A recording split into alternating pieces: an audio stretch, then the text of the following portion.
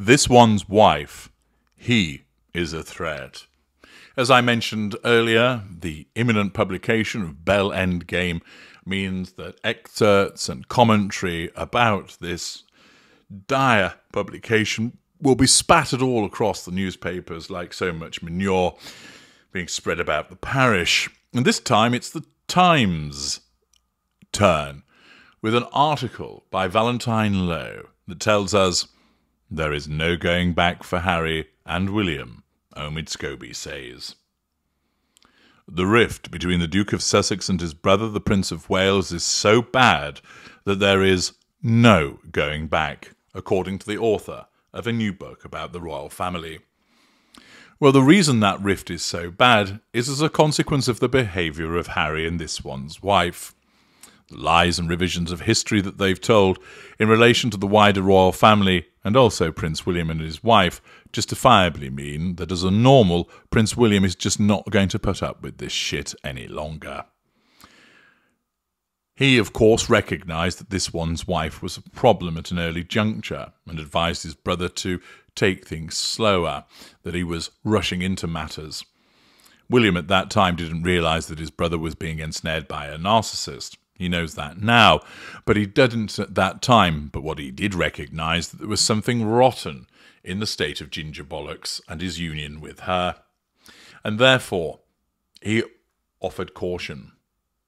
Unfortunately, as is often the case, the victim of a narcissist throws caution to the wind as a result of the love bombing that they experience, the benign manipulations that they're subjected to, and their soaring emotional thinking. He allowed his chicken to be roasted as he was then drawn into her web, and all William could do was look on and shake his head. There it might not have been such a problem if it had just been confined to the way that Harry was being treated by her. But of course, as is often the case when a narcissist enters the scene, their behaviour and influences go beyond the primary victim and extend and pollute other members of the family. Harry found himself pulled away from the members of the family and swallowing her poison, and it generated rifts with other members of the family, so much so that he then started to spout her claptrap, which offended William and his wife. William, exhibiting his emotional empathy for his wife, naturally had to defend her, and thereafter expertly advised has recognised that the most successful thing that he can do is to have nothing to do with this one's wife, and by extension, nothing to do with his brother. The article explains that Harry has become a threat to the crown because he can think for himself outside the confines of the monarchy.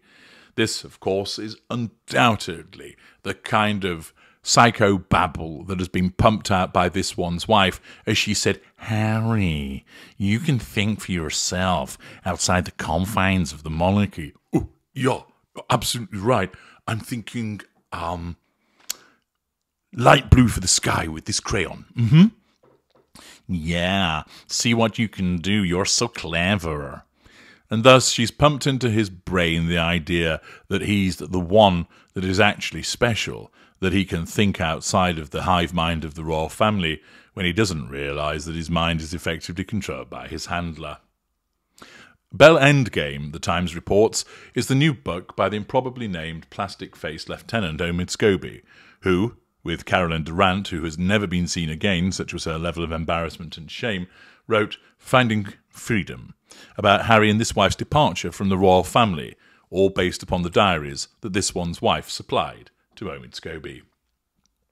The book, which has the subtitle Inside the Royal Family and the Monarchy's Fight for Survival, has been serialised in People, an American magazine.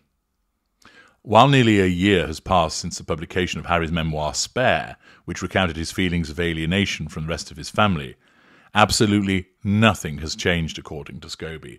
Well, of course it hasn't changed. The reason it hasn't changed is Harry remains the intimate partner primary source to a narcissist.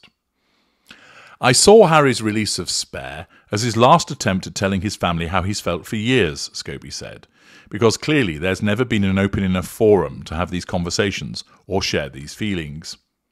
He said that, while writing Bell Endgame, I was talking to a source quite early on in the process and they called Harry a defector, and said that was William's view. These were two men who once upon a time were firmly aligned in their outlook. One of them had to move on to also protect the crown. He added, in the eyes of some within the institution, Harry is a threat to the crown. His freedom to exert his own thinking outside the confines of the institution has made him the enemy. That, he said, was why there was no going back. There are, however, signs of a thawing in relations between Harry and his father. The Duke rang the King on Tuesday to wish him many happy returns on his 75th birthday, although this whole thing about whether he rang or not seems like the hokey-cokey. One minute he rang, then it suggested that he didn't. One extract from Scobie's book recounts how Harry had to travel to Balmoral alone on the day the late Queen died, after Charles told him to not bring this one's wife. It then talks about material that we'd known already.